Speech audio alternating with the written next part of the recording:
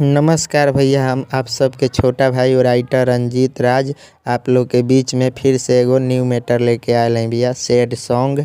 और हाँ, एक बात और भैया, जे भी भाई हमारा चैनल के सब्सक्राइब नहीं के कैले, प्लीज़ हमारा चैनल के सब्सक्राइब करी और बेल आइकन के घंटी दबाल ना भूली। ऐसे का हुई कि जितना भी हमारा भैया वीडियो डली वो सबसे पहले आप लोग के पास पहुँची।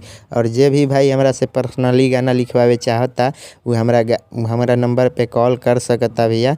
हमारा नंबर देवल बा वीडियो के नीचे। चली भैया मैटर के तरफ चलल जाओ। भइल बा हमसे रे पगली कवन कसुरवा रे। भइल बा हमसे रे पगली कवन कसुरवा रे। हमके छोहरी दोसरा के काहे, हमके छोहरी दोसरा के काहे, हमके छोहरी दोसरा के काहे सजैले से नुरवा रे। भइल बा हमसे रे पगली कवन कसुरवा रे। भइल बा हमसे रे पगली कवन कसुरवा रे। भैया अगर गाना अच्छा लगल होखे तो हमारा गाना के लाइक करी और चैनल के सब्सक्राइब करी।